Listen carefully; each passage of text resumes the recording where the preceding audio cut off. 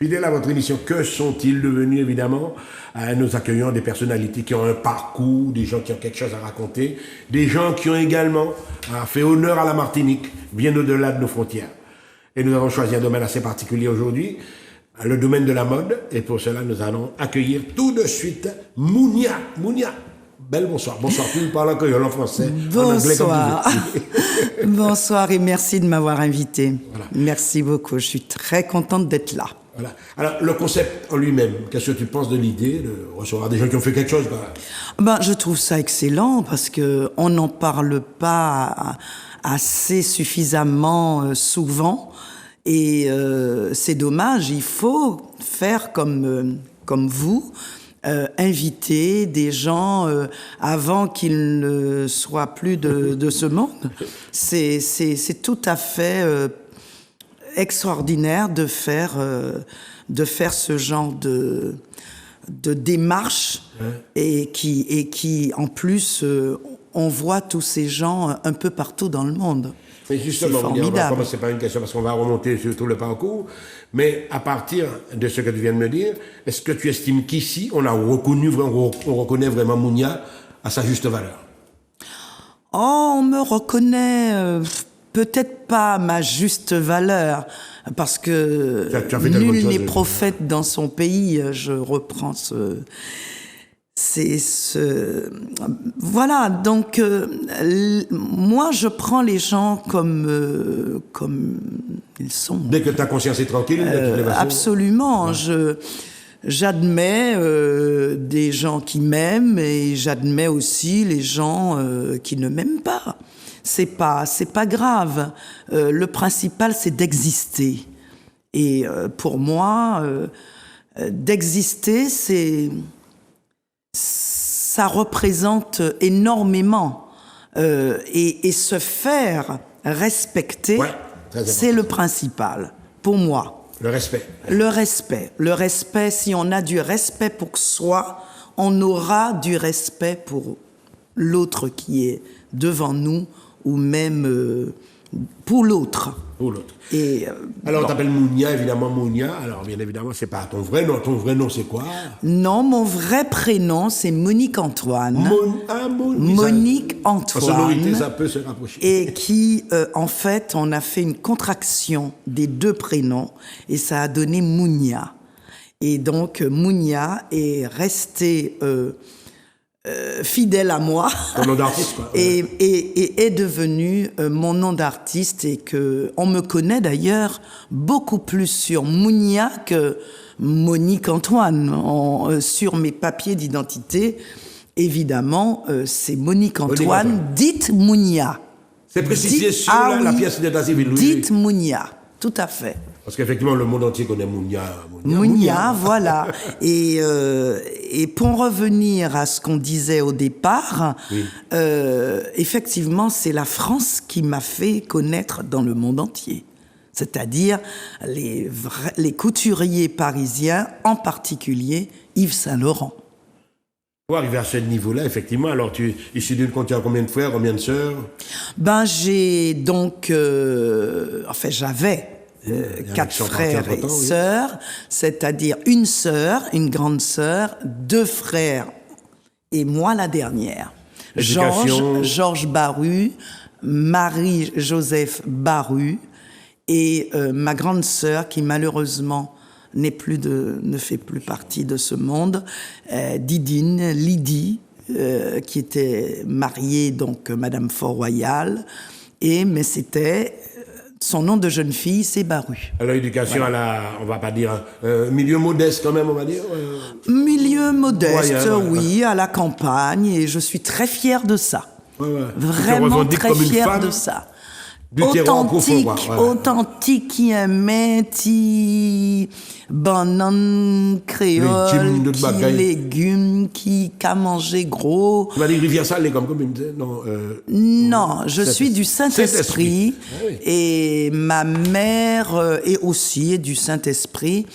mon père de Fort-de-France, voilà, et mes frères et sœurs, Saint-Esprit. Oui, oui. Même quand tu étais au niveau international, ça t'arrivait de te ressourcer, de venir en Martinique, d'aller les voir Ah, mais j'étais à chaque collection terminée, c'est-à-dire vraiment Carré du Louvre, les grandes collections de presse, ça s'appelle d'ailleurs la collection de presse quand on présente en tout premier la collection d'un couturier. Ça s'appelle donc, on présente à la presse. Voilà. Et donc, chaque fois que j'avais terminé les collections, parce que je travaillais bien sûr spécialement pour Yves Saint-Laurent, puisque j'étais son égérie, mais les autres couturiers demandaient l'autorisation à m'avoir pour présenter leur collection à eux. C'est-à-dire Chanel. Même à Paris, Saint-Laurent, les autres, ils voulaient. Oui, bien sûr. Chanel, j'ai travaillé vraiment pour tout le monde et un peu partout dans le monde. Eh bien justement, comme là, déjà on voit justement Yves Saint-Laurent à tes côtés, c'est lui qui est en train de t'habiller là, on dirait. Absolument, ouais. En train de me préparer pour passer sur le podium. Et c'est la robe de mariée qui est là. Je l'ai d'ailleurs sur ce bouquin d'Yves Saint-Laurent. Qui est ici. Les deux, c'est pas droite, c'est celle qui est à droite, hein? Oui, oui. Voilà, c'est cette robe de mariée. Une chose importante, cette robe représente la Vierge noire de Santo Domingo. Et alors, il a voulu que je porte cette robe, et en plus, je suis une noire, une négresse, et donc il m'a imaginé en vierge, c'est-à-dire une vierge divinité, portant, et puis regardez bien, il y a une bague comme porte cette vierge. Un petit peu la photo encore. Ouais, voilà. Alors là on va mieux là. Il y a une bague comme ça au milieu de la main et qui est visée, qui vise le public. C'est vraiment... Pour moi, ça a été la robe de mariée la plus touchante et la plus marquante de ma carrière, car j'ai porté énormément de robes de mariée, et c'est peut-être pour ça que je ne suis pas mariée vraiment là. Parce qu'on dit que avant les défilés se terminaient par une robe de mariée. Ah non, mais toujours encore maintenant. Toujours encore maintenant, quelles que soient les collections de couture ou de prêt-à-porter, le défilé se termine par une robe principale qu'elle a une mariée ou encore une robe spéciale et on se présente avec le couturier. Et c'est la fin. Et c'est là que les gens se mettent à applaudir, voilà. Voilà. Alors là, nous sommes déjà arrivés en plein professionnalisme, mais l'ascension, elle a été laborieuse dans ce milieu-là. C'est-à-dire, tu as commencé ou alors, carrément, tu as eu de la chance. Tout de suite, tu t'es trouvé sous les feux des projecteurs. Non, moi, je pense que au cours de ma carrière, oui, j'ai eu de la chance de tomber sur un monsieur qui a été monsieur Yves Saint-Laurent, car il m'a donné ma chance et il a cru en moi. Et moi aussi, il a trouvé en moi une personne qui l'inspirait. Ça, c'est très important. Que le créateur soit en symbiose avec le mannequin, avec son mannequin fétiche, avec son mannequin, comment dirais-je, son mannequin vedette. Et Yves Saint-Laurent et Pierre Berger m'ont donné vraiment ma chance.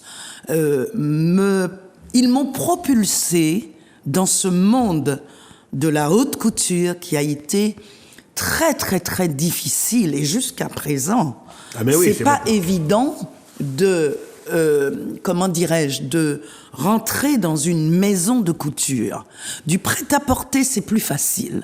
Mais dans une maison de haute couture, comme Yves Saint Laurent, comme Dior, comme Chanel, comme toutes ces grandes maisons aux États-Unis, comme Bill Blass, Calvin Klein,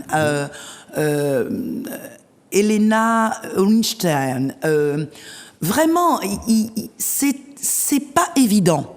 C'est pas évident de devenir le mannequin vedette d'une grande maison comme Yves Saint Laurent. On précise que le terme égérie, déjà, l'égérie, c'est la figure de proue d'Yves Saint Laurent. Exactement. Voilà, tu représentes carrément. Je représente et quand il faut aller, par exemple, dans une cérémonie très prisée, très hypée, quoi. hot hide, very hide, very hop. Eh bien, ce mannequin qui est l'égérie représente quelquefois l'ambassadrice de la maison Yves Saint Laurent. Et ça a été ça, oui, par exemple, là, le smoking que vous voyez. Effectivement. Eh bien, ça a été créé sur moi, inventé en grande partie sur moi. Et voilà. Et voilà, donc, alors là, c'est joli, ça. Voilà. Là, c'est encore une autre tenue. C'est Yves Saint Laurent ou quelqu'un d'autre, je crois, ou une autre maison. Tu as diffusé plusieurs. Plusieurs. Comme je viens de dire, en Italie, par exemple. C'est toi aussi. Oui, évidemment. Oui. Si on me montre, on va pas montrer quelqu'un d'autre. Alors justement, Mounia. Excuse-moi. Oui. En Italie, par contre, il y a.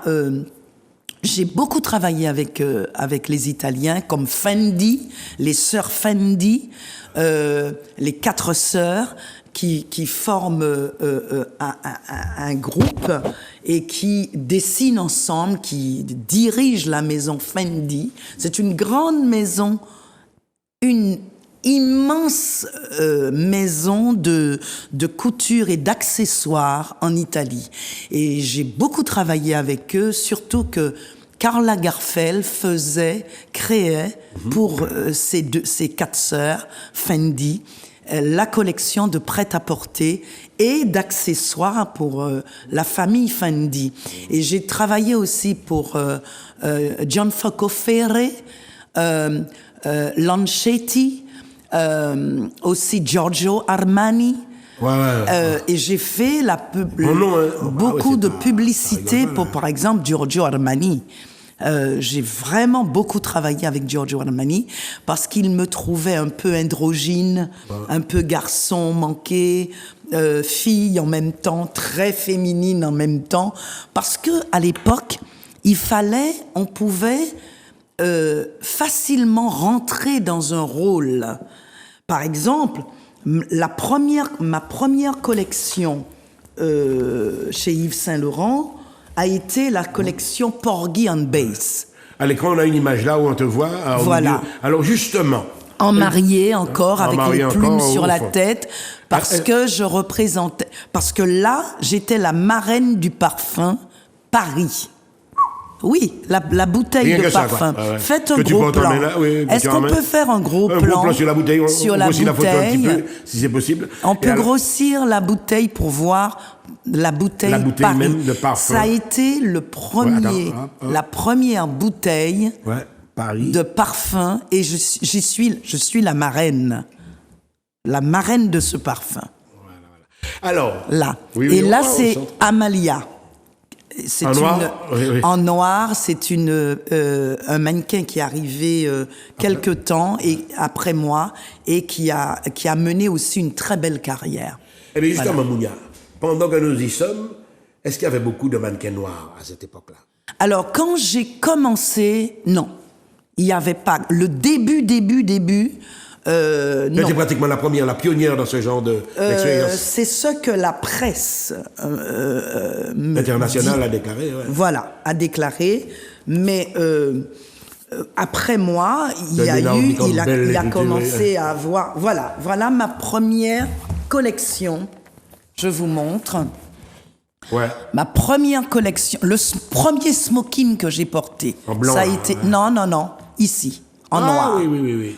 Avec un petit soutien-gorge en dentelle et le smoking. Ça a été mon tout premier smoking. Et Yves Saint Laurent a inventé ce smoking sur moi. Et là, c'était la collection Porgy and Bess. Donc, il fallait jouer un rôle. Il fallait pas défiler en mettant... Il y avait un scénario, quoi. Ouais. En mettant un pied devant l'autre et puis se dandiner. C'est pas ça. Il fallait être en situation comme si vous étiez dans un film et que vous teniez un rôle. Ça s'appelle, au cinéma, être en situation. Situation. C'est-à-dire être dans la position de Porgy ou de Bess et de jouer, par exemple, quand Donc c'est une mise en scène, tu es comédienne, etc. Sur ce smoking que je viens de montrer, eh bien, figurez-vous que c'était Summertime.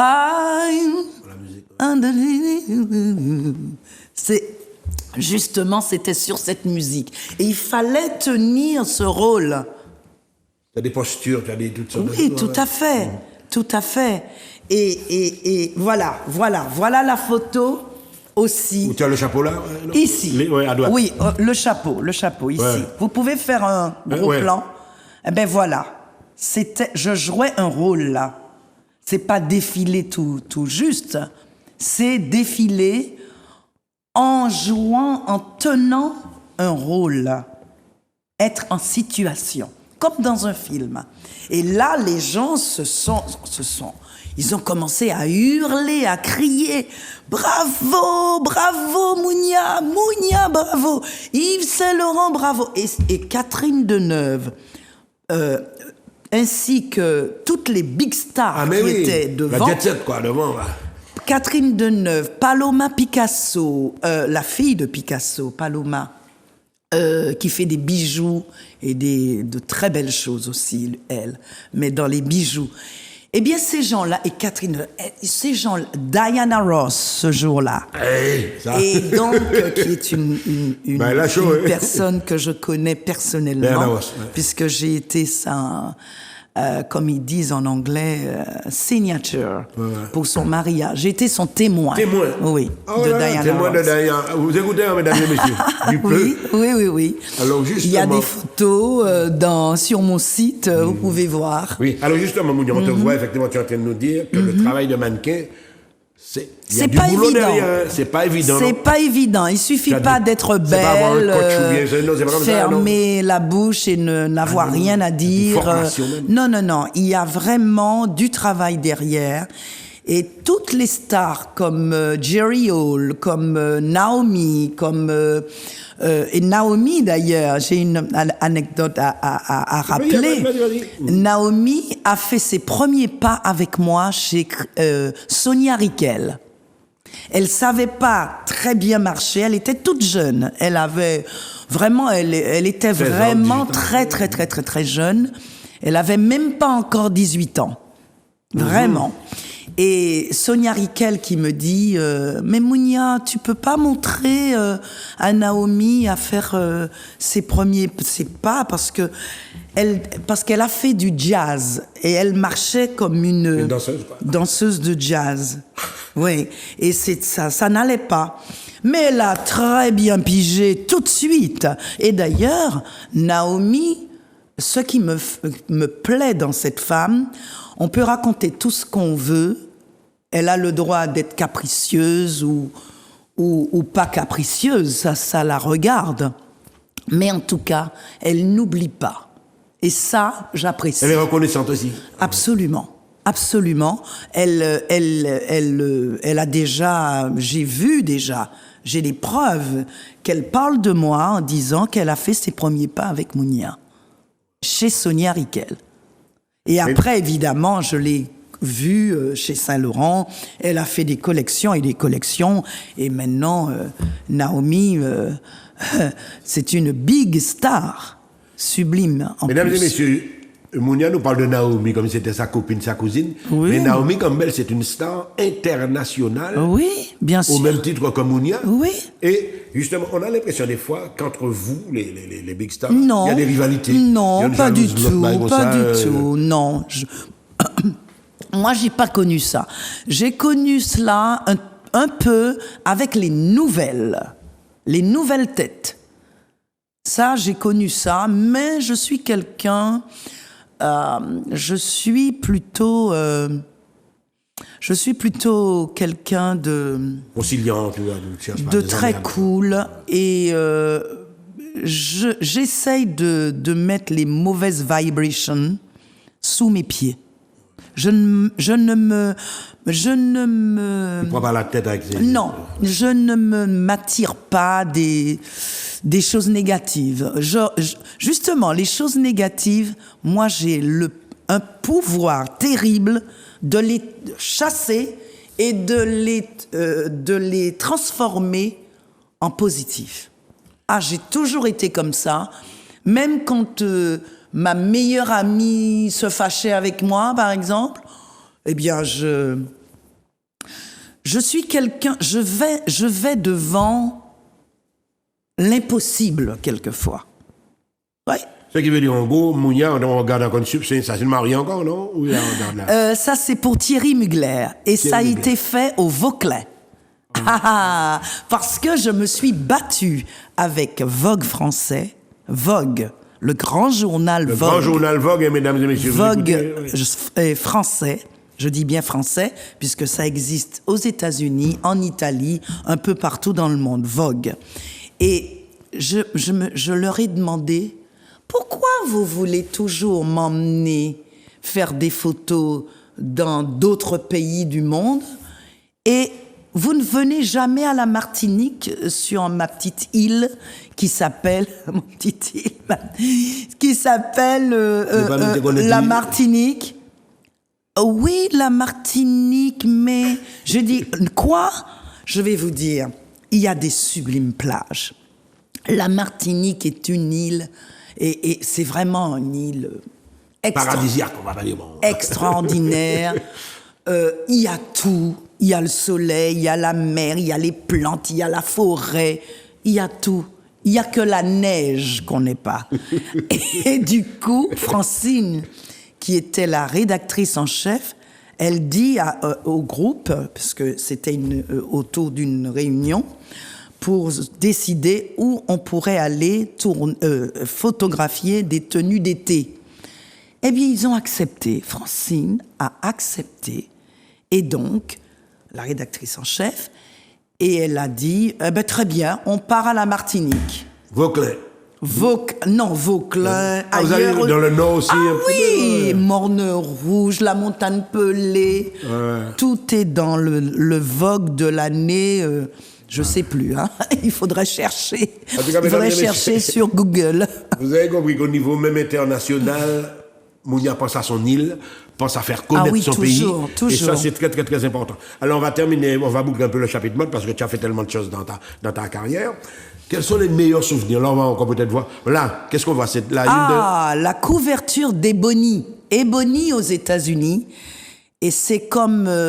c'est encore plus puissant. C'est comme... le New York Times, mais en journaux de mode, en journal de mode. Tout, voilà, Ebony, et c'est rare, vraiment. Il faut vraiment être big star pour être en une pour être à la une d'Ebony. Et je l'ai eu avec une tenue, bien sûr, d'Yves Saint-Laurent. Alors là encore, alors vous avez compris, mesdames et messieurs, la dimension internationale carrément. En une de ces grands journaux-là. Eh bien, et il y a un autre journal qui m'a mise en couverture en 7 fois. Eh bien, Essence Magazine. Essence. En français, Essence, mais c'est Essence Magazine. En anglais. Eh bien, 7 fois couverture. 7 couvertures. Même Naomi n'a pas eu cette couverture. Non, mais elle a eu des couvertures, mais pas 7. Et Vogue, j'ai eu 3 couvertures de Vogue. J'ai eu, qu'est-ce que j'ai... alors, le Women's Wear Daily, WWD. Alors, WWD.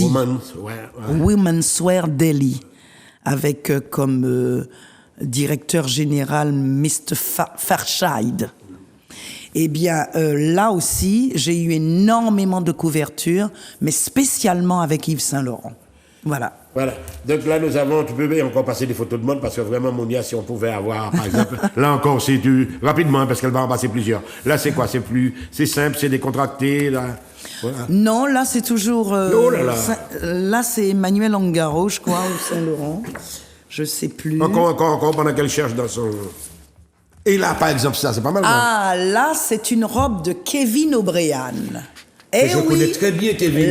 Le Martiniquais Kevin O'Brien. Il est à Saint-Joseph dernièrement. Martiniquais et de parents Martinique, Guadeloupe, je crois. Oui. Mais enfin, Martinique, Guadeloupe, c'est la même chose. Hein.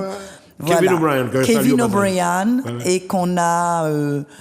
cette collection était présentée à Fort-de-France. Oui. Alors là, ce qu'on voit là, il y a la photo de dos. Voilà. Oui, voilà. La photo de dos, là... Eh ben, c'est une robe, une très belle robe qui a eu d'Yves Saint-Laurent. Yves Saint-Laurent toujours, aussi.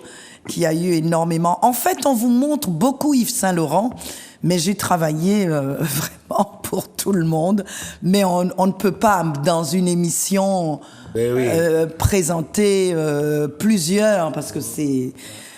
Kevin a eu de la chance, on a retrouvé sur mon site. Je le connais, Kevin. Oui. Ah, mais il est bien très... Ah, mais Kevin est un génie, hein. Il faut le savoir, on a un génie chez nous. Et Paul Hervé Elisabeth aussi. Maintenant, il est plus en Afrique, mais ce garçon a fait des merveilles et il en fait toujours. Et ce sont des Martiniquais. Il faut justement les gens en Martinique, même Kevin O'Brien. Il faut aller voir leur collection. Parce que, par exemple, Kevin O'Brien, je travaille assez souvent avec lui parce qu'il me demande de bien vouloir défiler pour lui et c'est un bonheur pour moi. Un bonheur parce que Kevin, c'est le... Il est plus jeune que toi, beaucoup plus jeune que toi, mais il t'a... C'est pas moi. Oui, moi, quand je l'ai connu, c'est un garçon qui est... Mais il a du mérite, parce qu'il s'est accroché. Hein, tu vois. Mais bien sûr. Avant, on faisait des concours de jeunes créateurs de mode ici. Ah oui, depuis cette époque-là, Kevin mais je trouve qu'on ne chérit pas assez. Il faut soutenir nos artistes, il faut soutenir nos divinités, comme ça, parce que ce sont des divinités. Pour pouvoir créer comme ça et vous faire aussi beaux les hommes que les femmes par des modèles bien réfléchis, bien structurés, il faut chérir ces gens-là. Et pourquoi toujours ah oui, parce que c'est un grand couturier comme Ongaro ou Saint-Laurent ou Dior, eh ben ce sont les meilleurs. Non, ce sont les meilleurs qui ont inspiré en un sens nos créateurs d'ici. Alors, je vois que tu pratiques l'anglais, etc. En gros, dans combien de pays tu peux citer? Tu as voyagé partout dans le monde? Je peux pas dire. Sur tous les continents, en tout cas. Oui. En Afrique? Je suis allée, en Afrique, un peu partout en Afrique. Même à Johannesburg. J'ai tourné un film qui m'a... D'ailleurs, j'en parle dans mon livre, Princesse Mounia, qui est édité chez Robert Laffont. Vous le trouvez encore sur Amazon, pour qui veut. Et vraiment, Johannesburg a été marquante pour moi.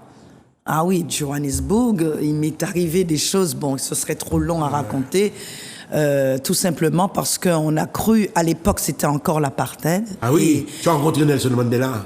J'ai failli rencontrer, j'ai pas rencontré, mais c'est-à-dire qu'il y avait un rendez-vous de pris et malheureusement, il fallait qu'il se déplace ce jour-là. Et nous, on prenait l'avion le lendemain. Donc, c'était fichu. C'était fichu. Mais Mandela,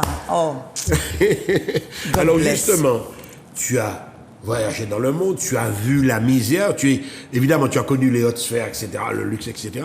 Et puis tu te lances dans je vais dire, le caritatif. Ah, Tu toujours, constates- moi. Toujours. Mais J'ai justement, tu vas me toujours dire, fait. ça a commencé à quel moment, ça? Depuis, Tu as quand même depuis, gagné des sous, etc. Tu t'es dit, non, il faut que j'aide les gens aussi. ah oui, surtout les enfants. Moi, c'est les enfants.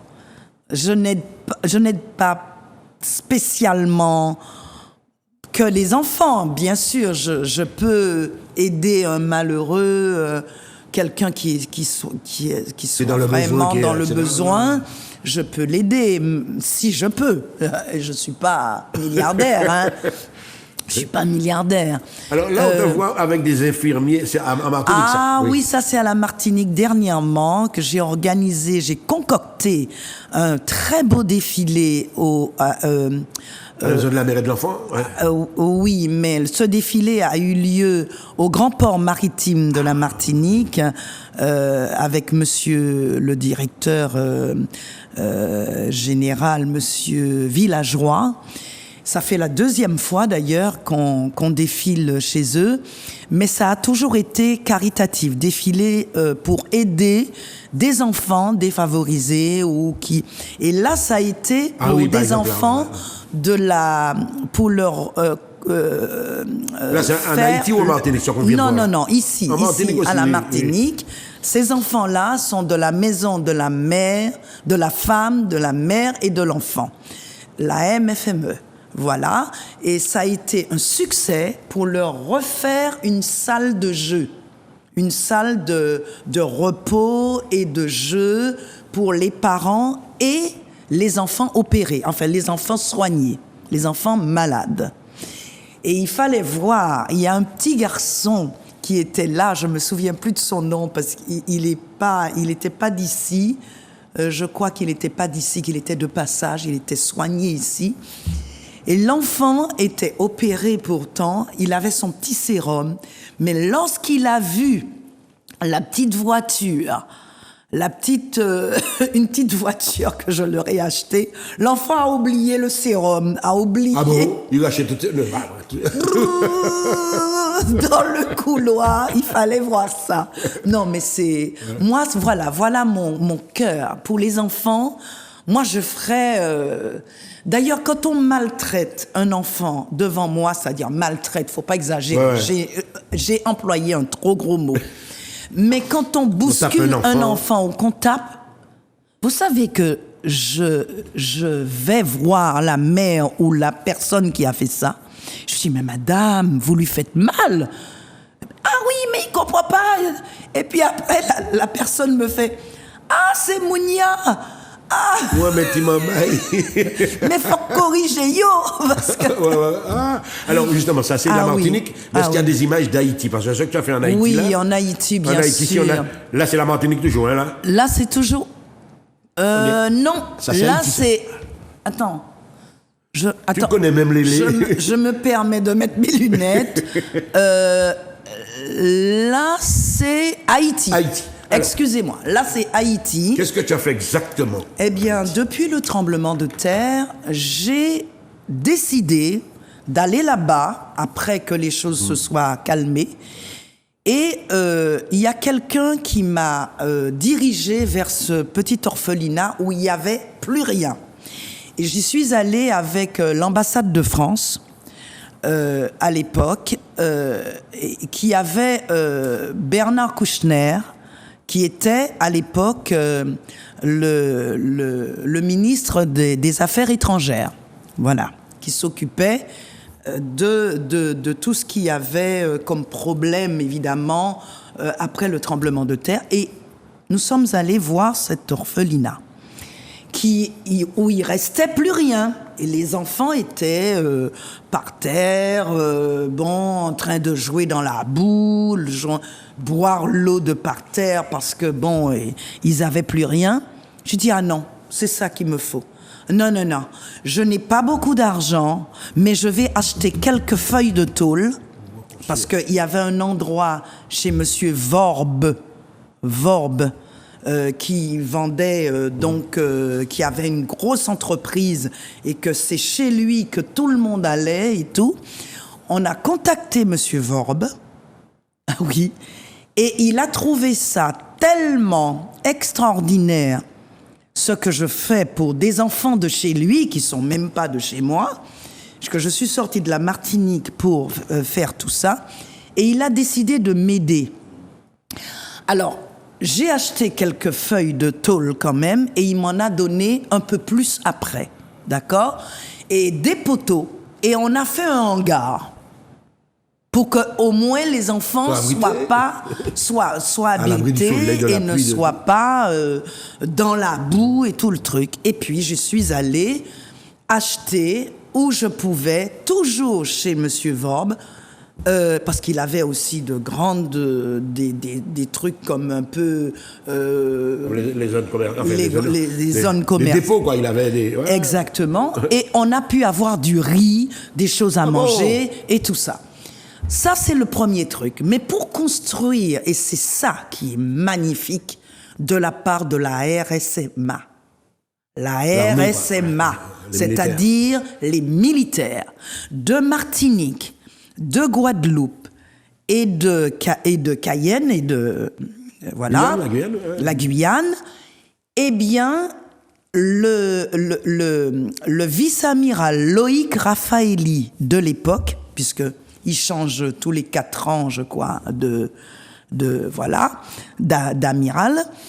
Eh bien, il a accepté de me permettre d'avoir les militaires du RSMA, de Martinique, Guadeloupe et Guyane. Ils ont fait voyager, Non, mais ils étaient déjà là-bas pour aider. Ah oui, avec les camions, avec les gros engins et tout ça. Eh bien, c'est eux qui m'ont aidé, après avoir dépensé quand même de mes petits sous, moyens, mes petits moyens. Eh bien, quand ils ont vu ça, ça les a touchés. Et Loïc Raffaelli a voulu m'aider en me présentant le RSMA, et c'est eux qui ont reconstruit l'orphelinat avec moi. Voilà, c'est une très belle histoire, vraiment. Très belle histoire. Donc, tu es toujours en contact avec eux, évidemment. Alors là, nous allons aborder dans la dernière ligne droite tes passions. D'abord, la peinture. Ah oui, la peinture. Pendant que tu étais mannequin, qu'est-ce que tu... Je peignais déjà. J'ai eu la chance, grâce à toujours Yves Saint-Laurent et Pierre Berger, de connaître et de côtoyer vraiment de très grands peintres. Et comme Bernard Buffet, vraiment, Bernard Buffet... César, le sculpteur, oui.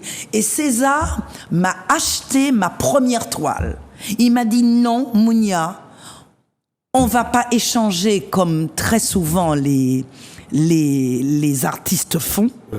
Des numéros, entre artistes, on paye pas, on échange. Il m'a dit non, pour te porter chance, je vais t'acheter ta toile. Et il m'a porté chance. Vraiment. Et grâce à Paloma Picasso, qui est une amie, elle m'a fait connaître aussi l'atelier Picasso. C'est extraordinaire. Et ça m'a tellement... Mais on montre là. Oui, voilà. Et ça m'a beaucoup aidé. Et je peux dire aussi merci à Geneviève Mourès, qui a cru en moi aussi. Et qui m'a dit, Mounia, continue. À tout ce qu'on voit là. Voilà, continue. Ça, c'est l'habitation Clément, ça, non? Non, là, c'est pas l'habitation Clément, c'est ma dernière collection d'œuvres qui s'est passée à Chanteclair. Du 16, là, c'est l'habitation Clément, par contre, ce que l'on voit à l'instant. Alors, ton style en matière picturale, tu te définis comment? Oui, je suis... Non, je abstrait, suis... Non, je suis pas du tout figurative, je suis abstraite. Je suis une artiste abstraite. J'aime l'abstraction, j'aime l'abstrait. Et quelquefois, je peux mélanger abstrait, figuratif, mais ça n'existe pas vraiment, mais moi, je me l'approprie. Je travaille aussi la sculpture. Exactement, comme vous voyez, la sculpture sur bois. Sur bois, c'est-à-dire le bois flotté. Je travaille le bois flotté. Plages, etc. Absolument. Et je vais vous avouer une chose.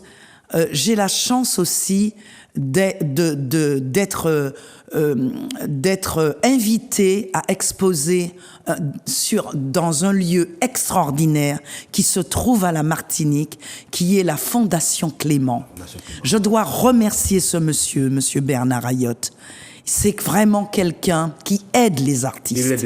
Il aide les artistes et il aime les artistes.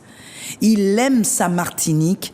Et ce monsieur, je fais pas de politique. Je pourrais même dire que je suis apolitique, mais on t'a jamais sollicité, par exemple, pour te mettre sur une liste, etc.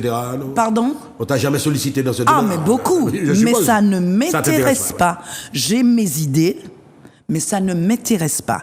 Et ça, je tiens à le dire à l'antenne, chez vous. Vraiment, monsieur Bernard Ayotte, si on ne l'avait pas, je ne sais pas, à la Martinique, si on entendrait parler à moins de voyager, on n'entendrait pas parler de nous, de notre travail, comme il le fait aussi bien. Vraiment. Alors, il nous met en avant, il nous met devant, et c'est un monsieur que tous les artistes vont vous dire que c'est un monsieur qui nous aide. C'est plus que mécène. Il aime l'art. Il aime l'art. Et sachez une chose, c'est que cet endroit qui s'appelle Fondation Clément, la Fondation Clément, ouais. Eh bien, cet endroit est connu mondialement maintenant. Et si la Fondation est connue mondialement et que nous exposons chez lui, c'est que on va être connu mondialement. Grâce à ce monsieur. Par du rayonnement même que le rayonnement. L'art martiniquais. Et c'est un endroit qui est quasiment seul dans les Caraïbes. Vraiment. Un espace comme ça, c'est un espace comme ça, et ce sera encore plus beau.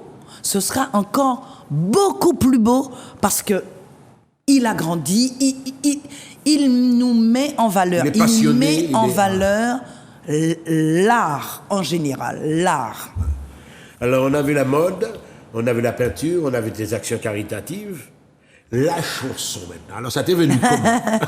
La chanson, non, mais je rigole parce que la manière que non, mais effectivement, vous dites la mode chanson. Top niveau, l'art, tu nous parles effectivement de toi, mais également de M. Ayotte qui est quand même un mécène costaud, très costaud. Mécène extraordinaire. Alors, en fait, je ne cesserai pas de le dire.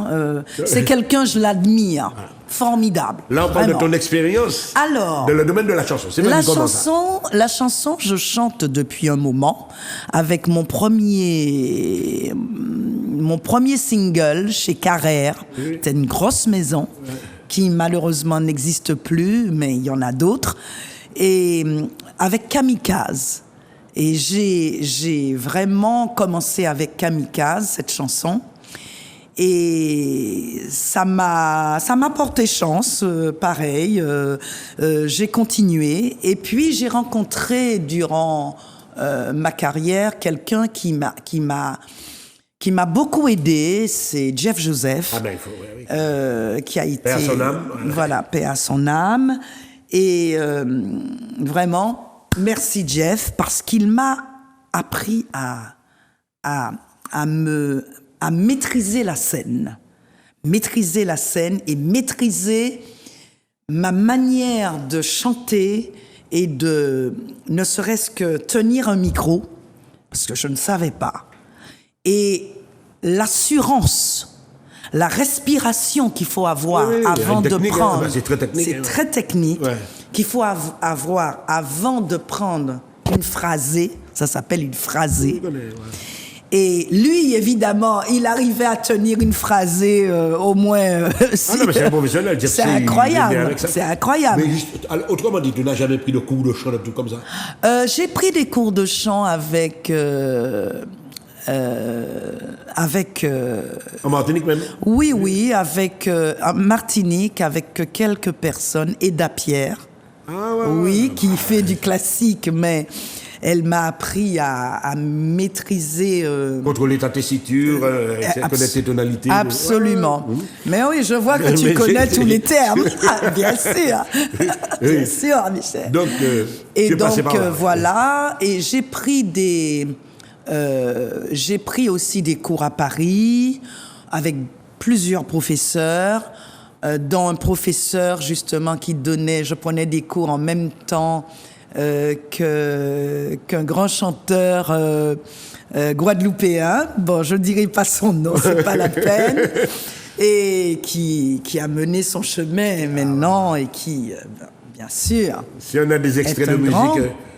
attends, on va voir. Si on a un clip, par exemple, comme ça. Ah oui, j'ai un extrait de clip. Ouais, j'ai un clip et là, je viens de reprendre 1, 2, 3 de Jeff Joseph.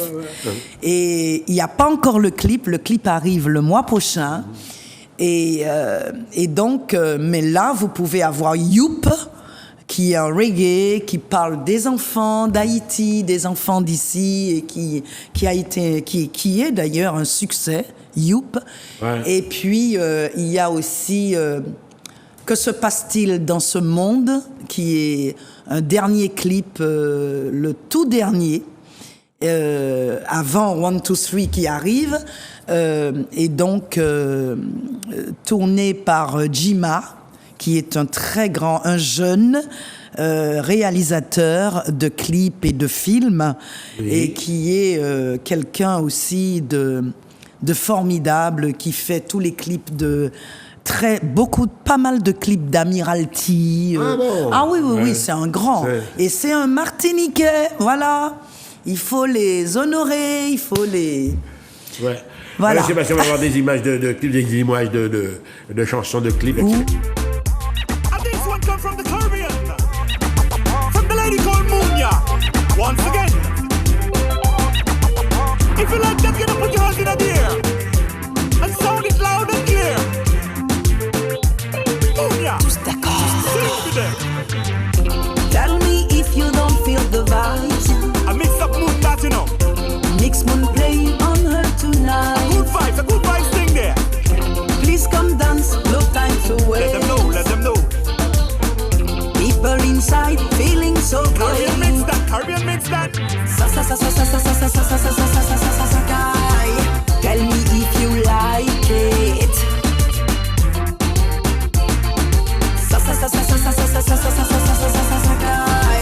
I know that you want it. They want it. Munya. Moi-même en y'a au caché moi. Musique la café moi prenne comme moi. Et tellement délicat soulager moi. Le feeling hot. Moi-même en y'a au caché moi. Musique la café moi prenne comme moi. Et tellement délicat soulager moi. Le feeling hot.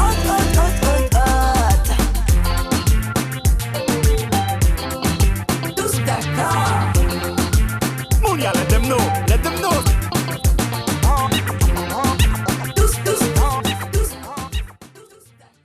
Alors, ce qu'on vient de voir là, c'est Munya en action dans un clip, l'occupation de la scène. Tu sais déjà faire, tu es un mannequin professionnel, etc. Danser, tu as pris des...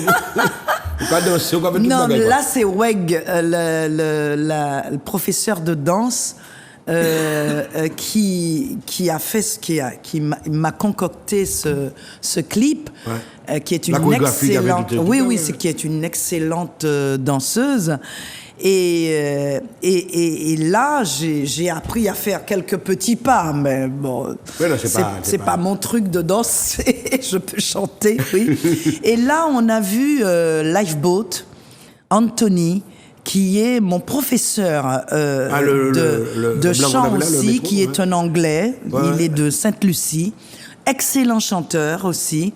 Et toute ma production est réalisée par Laurent Leduc, qui est lui aussi un jeune qui a fait des sons extraordinaires pour pas mal d'artistes de reggae, de dancehall, et c'est lui qui travaille, qui a par exemple... Qui a réalisé...